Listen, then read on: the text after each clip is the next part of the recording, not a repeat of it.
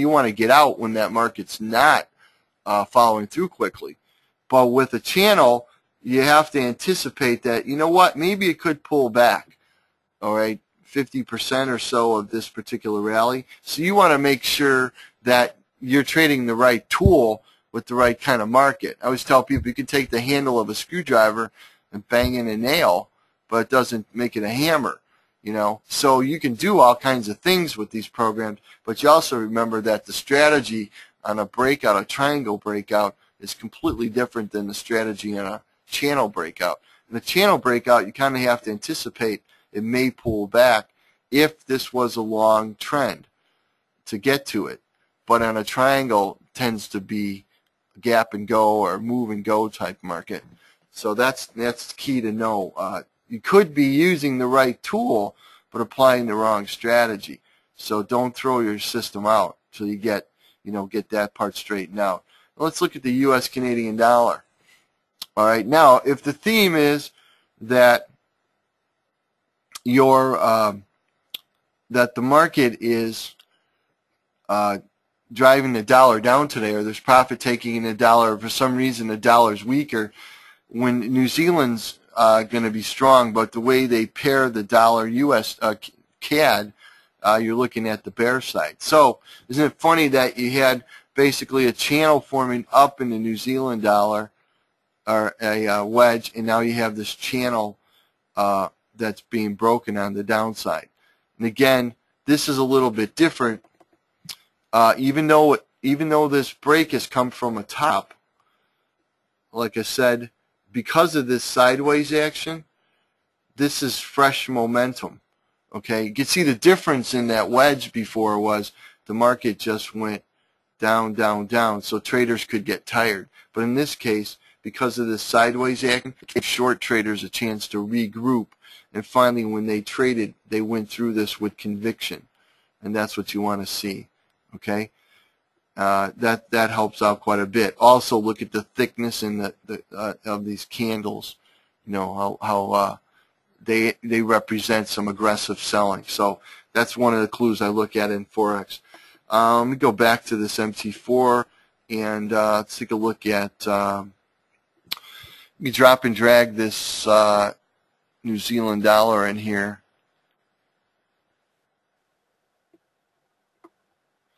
And we'll let the program, oh, this is what I hate. I don't know. I don't work that much with MT4, but, well, when I do, I never have this problem except when I bring up a new chart. It takes me back to October, and I'm trying to find a button. I've always looked for the button that I could hit. That just takes me right to today's action. So it looks like this identifies a complete flag pattern, but let me take a look here. It should be coming up in a couple of swipes. So I'm looking for, well, it looks like it's, oh, there we go. Just to get some live action. You can see that in this particular pattern, we had this flag forming here. All right, looks like because of the delays, by the way, between the web-based and the MT4 that I'm not getting, I'm not in sync today, but we'll just go with look at what happened in the past.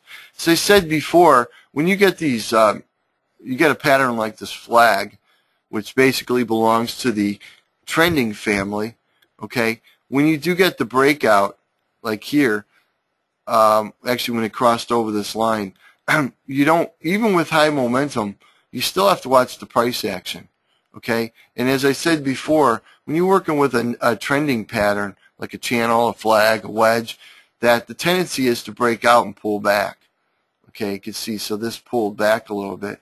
But in the meantime, it was, if you extend this out, if you extend this market out, you're going to see that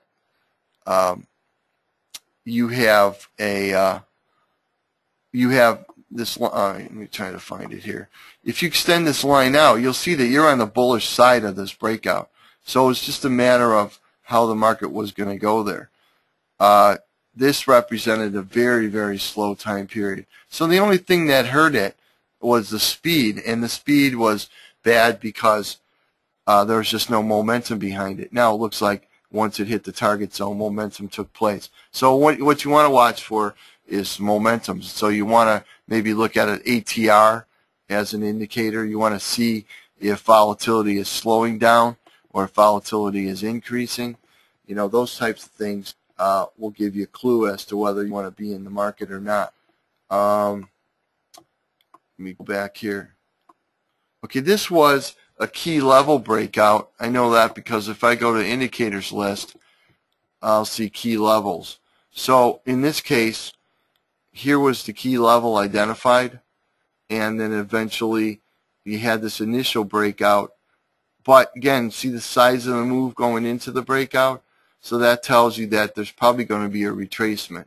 So we had this breakout here, didn't quite hit the target, and then it broke back, retraced some of this zone, and then it broke out again above this level. So if we extend this resistance line out into the future, you can see that you have the breakout, market came back, and a lot of times old resistance becomes new support. Most of the times it's precise, it's not this wide, but then the market continued and resumed. Remember, Autochartist is looking at success rate of whether it hits this target within this time frame. It's not really looking at how far the market went against you. But as a trader, you should note that when you're developing a system, this is the breakout point, and this is what the initial rally is. So some traders call that like the max positive excursion. So if you're building a system, you want to look at, well, after I originally got in, how far did it go in my favor before it had its maximum drawdown? All right, then at the same time, when it has a drawdown and then takes off to a new high, you want to look at how far from when my entry was, how far did it go against me before it went in my favor. That's like maximum adverse excursion. So then that helps you learn how to set stops. If you're setting momentum stops, you want to put something right underneath that breakout. If you're setting these swing stops, then you have to give yourself some room. All right, and you have to be willing to take a little bit of heat if you're wrong. So like I said in the beginning, I like to take. So when I see a breakout, I want to take the offer going in, and if I get out fairly quickly. If I get into this level again, I want them to take me in, you know, with a smaller chart. This was, I believe, a 15-minute chart. But what I do is I analyze from the top down. I'll analyze a 60-minute, I'll analyze a 15, and I'll go down to maybe a 1 for my entry. So I want to have the big weapons, the big time periods working in my favor, and Autochartist also, giving me maybe 2 or 3 bullish patterns telling me that, hey, you should be long the market, Jim. You know, you should be thinking, and so then I use the 1 minutes to on my platform to enter. Okay, so that's some of the one of the strategies I use. Here's a pattern from earlier. I can see what happened here. The data's on delay. This is earlier in the night. This was a really good channel up pattern, and then you got momentum. This is when news probably based on the size of these candlesticks, and the market fell sharply into an Autochartist target zone.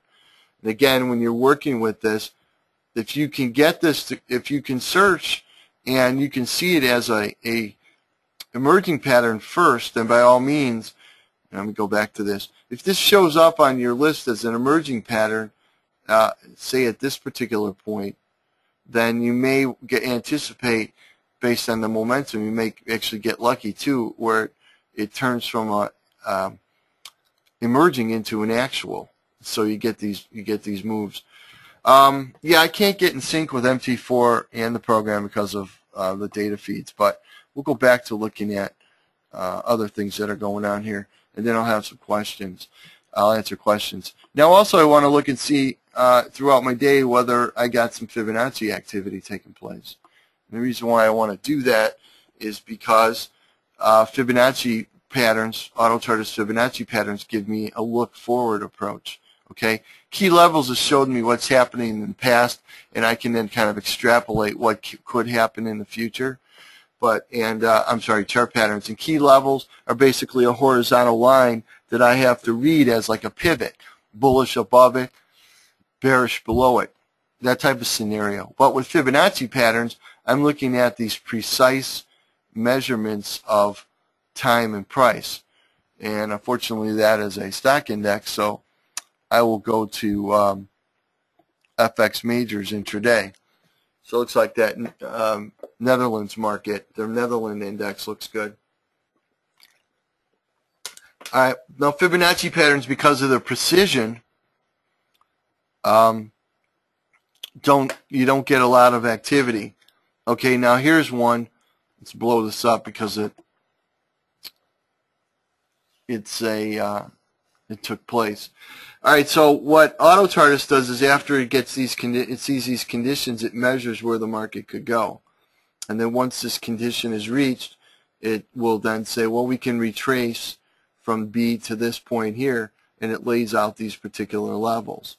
All right. Now, as a trader, you have to read, since this looks like a bearish pattern, you have the choice to either say, okay, I'll trade counter trend for a quick pop into one of these retracement zones, kind of like this move did here, or you could say, well, I'm a trend trader, so I'll wait for it to retrace, and if I get conditions right, I'll go back in that main direction. So again, Autochartist will find the area and identify the pattern that's taking place, but you have to choose the strategy, whether you want to go trend or counter trend. All right. So now, if you look at a market like U.S. CAD on the emerging side, you could see that even though this didn't work, when you get to this point here, and point C is identified, Autochartist puts this little dot up here and says, okay, if these conditions are right, we could go back up to here. So it gives you a price and time zone. Now, unfortunately, there was not a rally and the market broke down. But again, to an aggressive trader, he's going to say, well, if I'm not getting the up move, then if this pattern fails, I want to get short. And you can see that the market fell apart. So always remember that this isn't an auto trading program, but it identifies things that can happen. So if I see that this is important enough to represent a point C in a potential rally, then I should know that if it fails, it's important enough to go lower. So there's different ways to trade these markets depending on your level of aggression. Let's see what else we have. Let me start answering some questions here so I don't run out. Let's see here, so I don't run out of time. And then maybe if you guys want to see a particular market, maybe you're looking at something today, then let me know. I'm flying solo this morning, so bear with me on some of these these chart patterns. What happens is these questions, these questions get covered up. Okay, thanks, Mike, for the hello. Is the ghost pattern a projection or actual? What happens is that it's the actual trade that took place. It's taking place after the pattern has crossed over to a particular level. So if you, for example, if we have identified this as a point that something that the pattern has been identified on, then anything that happens beyond that is a ghost pattern. Okay, it gets programmed in the ghost patterns. How do we filter patterns and types of fib studies in MT4? You know, that's going to be the subject of the next webinar. I'm actually working on that, and so I can't let you know how to filter right now. But yes, that program, because of the program capabilities of MT4, I think that as an advanced trader and technician, you know, I'm going to be making some suggestions on the improvements of it. Right now, it's fixed, but I think what you can do, just working with MT4, is that if you go into this area here where you have your indicators list, let's just look at this one. You can click this on here and you can look at inputs. And if you're sophisticated enough to work with this program, you can change some of these inputs and you'll get different quality values. Like this is set, maybe set at 0 right now, or like filter, minimum filter quality or minimum clarity. So it's looking for anything. So you can filter, and it tells you maybe going back 20 bars. If you double click on that indicator that you put in, you can change colors. You can do a lot of things. So if I was looking at Fibonacci, for example, close this out. If I dragged in this Fibonacci and I went to inputs, you could see that there are different things that I have control over. All right. So I hope that answers your question. At least that's a start, and that's how I would approach. If you want to put that's a good question. So put that in an email to the website, and we'll probably be able to answer that question, because that's a universal question. That's good. That I started playing around with different colors. I like to see extensions also, even ghost extensions on some of these trend lines. Then I don't have to sit and draw them in manually, because by nature, I don't know if you guys, I don't know why you would, but I'm a Gann trader, and I've done work with pattern, price, and time, and those types of indicators. So I like to have a look forward approach. I don't like to use lagging indicators. I'm not a big stochastics guy, RSI, moving average kind of guy. I don't want to use indicators that are based on what's going on right now. I like to see projections, and so I'll try to draw everything out into the future. Trend lines, Gann lines, fractal numbers, whatever I want to see, I want to look out to the future. And so that's why I like to see these extensions. Let's see here. Top row buttons, fifth from the right, is what you're looking for auto update chart. Okay. Which data is faster, MT4 or web-based? I think the MT4 is. Again, with my stuff, I'm working with demo data, because I don't want to hit a button and be long a market while I'm talking to you guys, and just I don't want to make any mistakes or errors. So everything's on delay, but MT4 is definitely faster because it's a live feed, so you can see the things developing right in front of you. Could you please make some quick comment on the use of fib levels? Okay, Sergio. Well, with the fib, as I go to because it's more reliable this morning. If I go to here, let me see here. Let me cover this up. If I go to these fib patterns, what you want to do is you want to know that ABCD is the standard pattern. It's the lightning bolt pattern, and this pattern is contained in every one of these patterns: extensions, retracements, Gartleys, butterflies.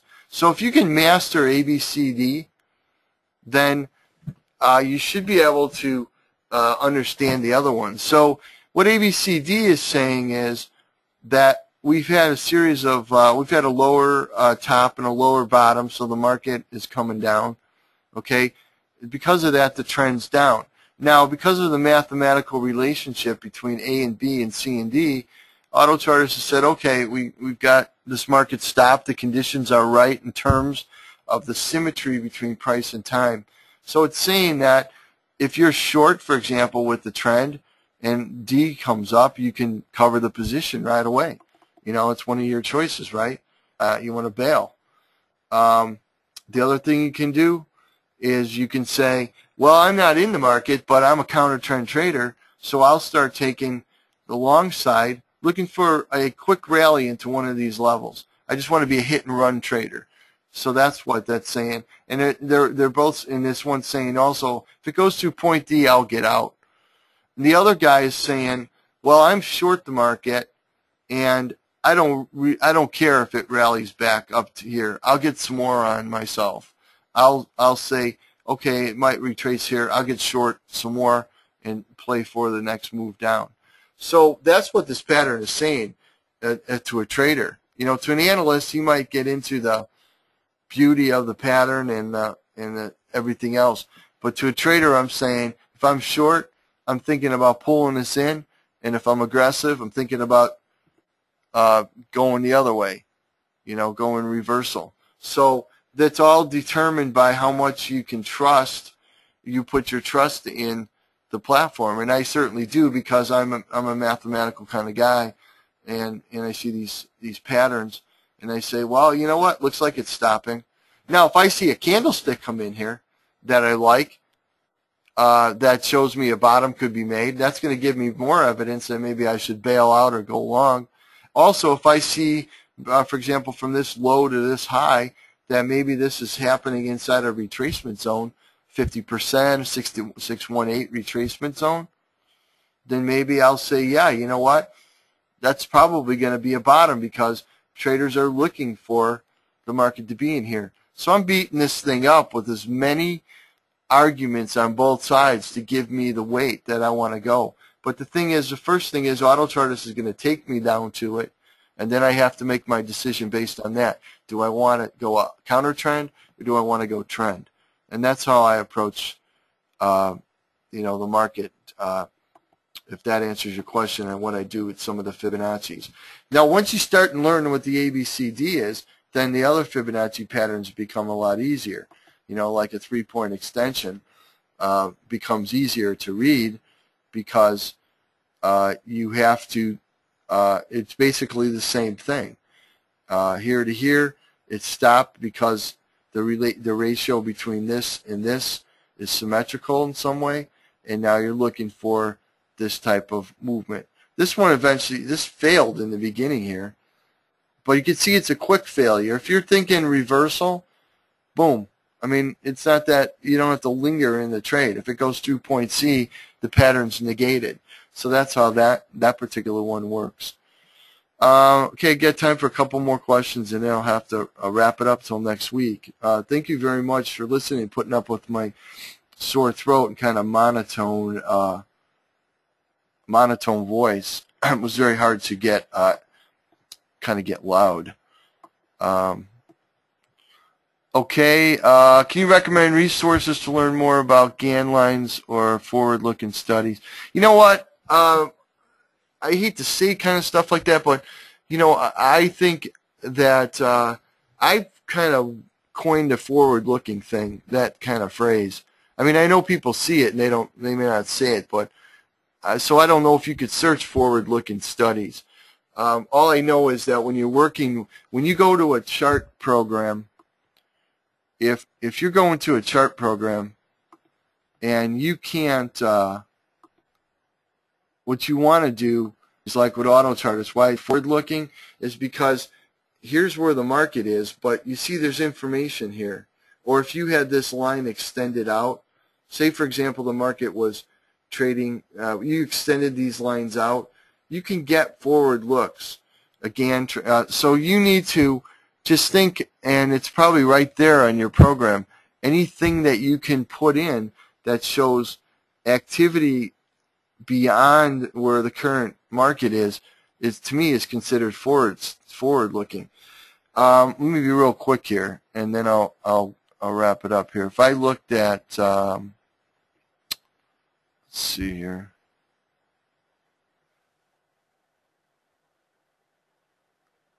If I looked at, I'll get there, hang on. These channels are forward-looking. The Gann lines are going to be forward-looking. Any of these lines are forward-looking. But if you work with an indicator like, I'm trying to think at the same time here, oscillator. Let's look at it. An oscillator is not forward-looking. And I'll put this up here real quick. You see why? Because you see where this stops? Stops exactly where the data is. So it doesn't know where it's at, what can go on here. But when you throw a trend line on there, like from I'll just I mean, I work with other programs too, and MT4 sometimes, does these things if you don't get it precise. Well, anyway, you get the concept. It's just not clicking today. That if you do the trend line from say this point to this point, it's going to extend it out. Okay, it doesn't just stop it. And that's what my point is, that if you're getting in a pattern on support level and you want to have an idea where it can go, just look out to the future with those trend lines or the Autochartist program target zones, and those tend to be more reliable than, like oscillators and things like that. So I appreciate you sticking around for the extra 6 minutes, and I'll be on next week, and we should be able to, we'll be able to talk more about the markets. I'm not sure what my schedule is, but for what we're going to talk about next week, but I'll figure it out. Thanks very much, and have a great weekend.